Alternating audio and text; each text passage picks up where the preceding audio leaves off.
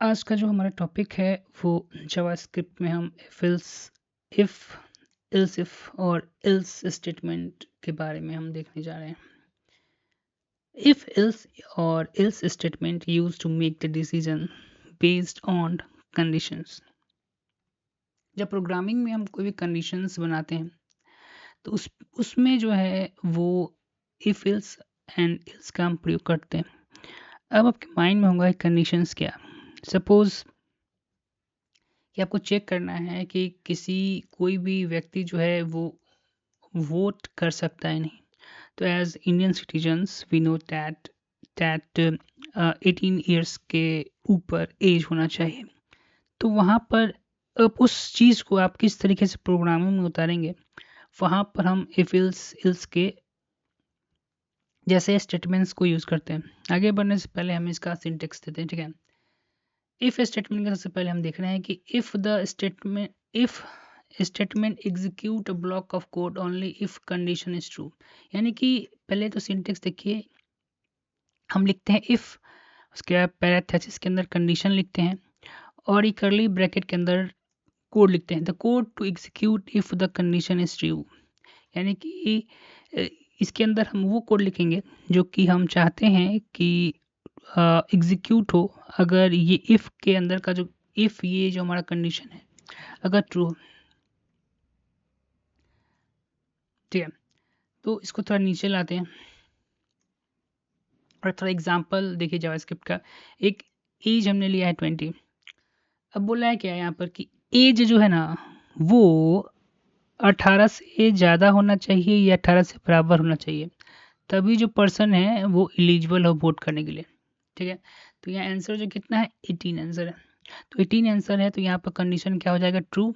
और कैसे हमारा कंडीशन जो है ट्रू होगा तो हमारे नीचे का अंदर का जो कोड है वो एग्जीक्यूट हो जाएगा और आउटपुट स्क्रीन पर हमारा जो है we are eligible to vote जो है आपको वो दिखाई देगा, ठीक।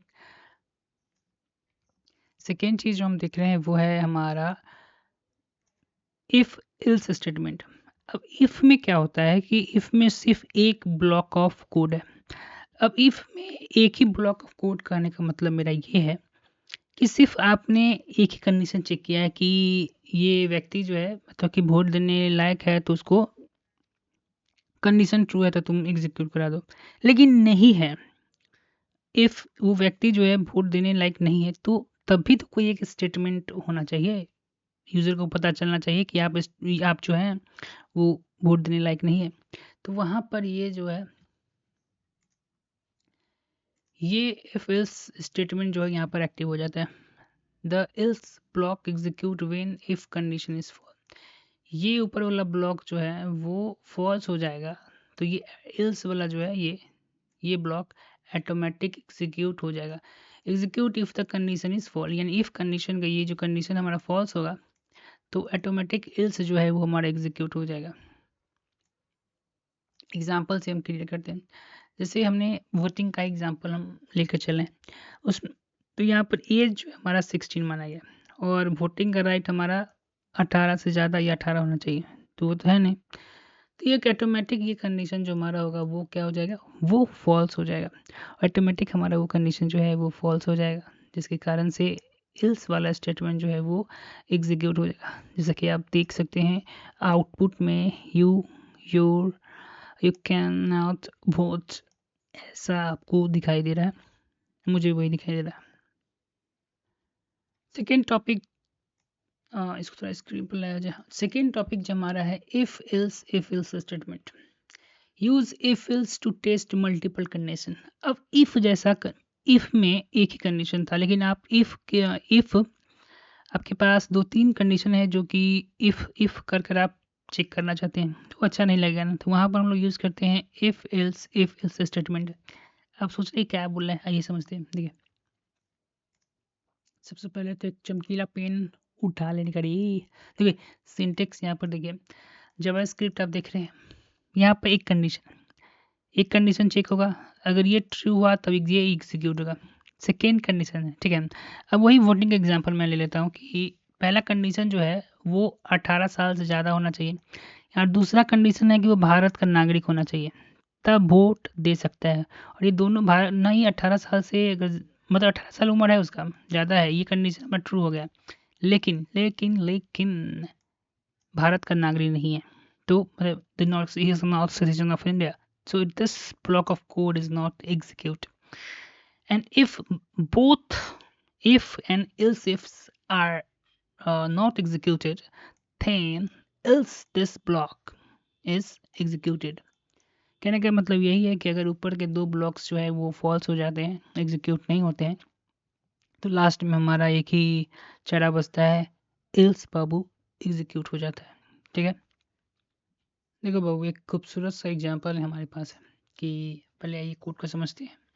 कोड में लिखा हुआ है कि मार्क्स जो है 75 से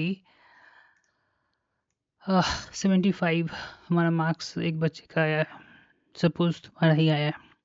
पहला कंडीशन हमारा है कि मार्क्स जो है ये वाला कंडीशन जो देख रहे हो, अगर 90 से ज़्यादा है या 90 के बराबर है तो बाबू तुमको ग्रेड ए में आया है।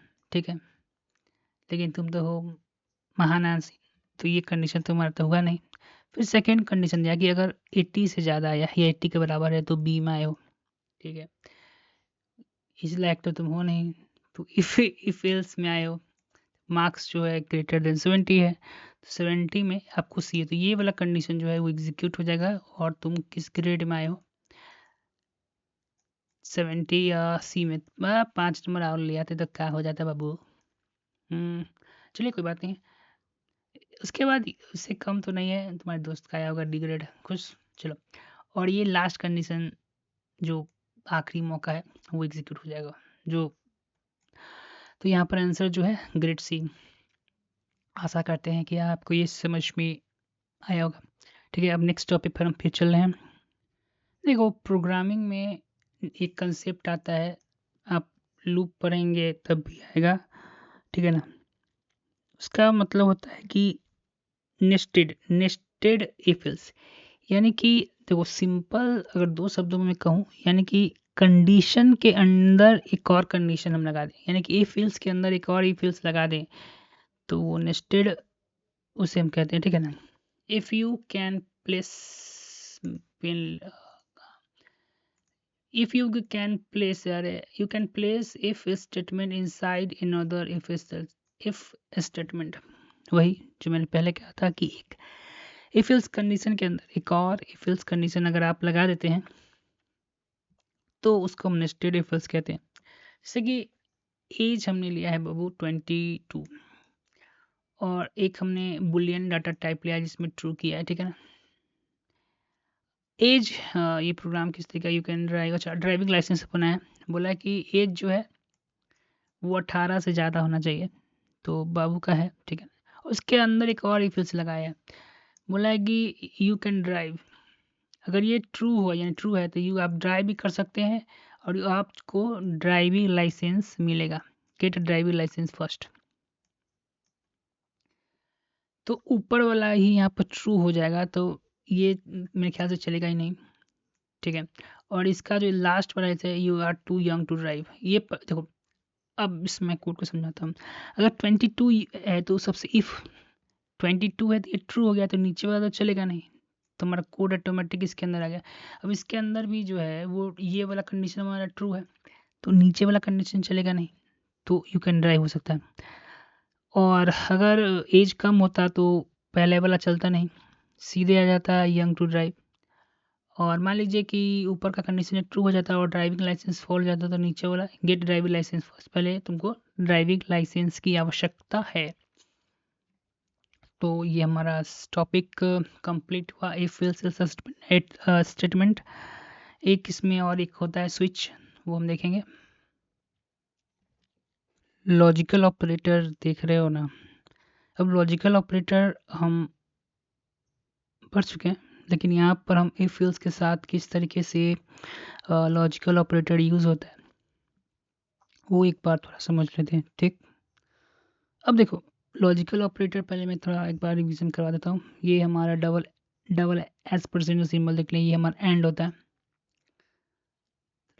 चमकीला ले लें। ठीक है ना, एंड होता है, एंड होता है। और कुछ इस तरीके से हम कंडीशन लिखते हैं। एंड में एक चीज़ याद रखना कि दोनों कंडीशंस ट्रू होना चाहिए। दोनों कंडीशन का मतलब एंड के लेफ्ट साइड और एंड के राइट साइड दोनों कंडीशन जो है ट्रू होना चाहिए। जैसे कि मैं यहाँ पर, तुम थोड़ा ध्यान दो, इस पॉइंट पर थोड़ा ध्यान देना। यहाँ पर एज जो है ना वो बड़ा होना चाहिए और बराबर होना चाहिए 18 के साथ। साथ ही साथ समझना, यहाँ पे मतलब कहने का मतलब साथ ही साथ एज जो है वो कम होना चाहिए 16 से या बराबर हो सकता है 60 में। ये दो कंडीशन जो है ट्रू होगा तब जाकर हमारा एंड का कंडीशन इफ एल्स में ट्रू होता है। अब ये देखो नॉट, नॉट का तो मतलब जानते हो कि ये अगर ट्रू रहेगा तो फॉल्स कर देगा। ये तो मैं समझाऊंगा एग्जांपल के साथ। पहले एग्जांपल देख लेते हैं किस तरीके का एग्जांपल आया। अब यहाँ पर ध्यान दो, एज जो है हमारा 25 है और यहाँ दिया हुआ है कि एज जो है ना वो 18 से ज़्यादा या 18 के बराबर होना चाहिए। साथ ही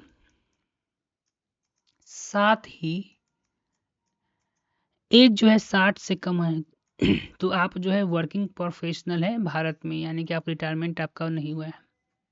तो इस चीज़ों पर तुम थोड़ा गौर ही करना, ठीक है। अब एक एग्जांपल और देखो यहाँ पे, थोड़ा गौर से एग्जांपल तुम देखोगे तो टेम्परेचर जो हमारा वो है 32 है, ठीक है। टेम्परेचर जो है अगर 35 से ज़्यादा हो गया, ठीक, टेम्परेचर जो है 35 से ज़्यादा हो गया तो ये हॉट डे माना जाएगा।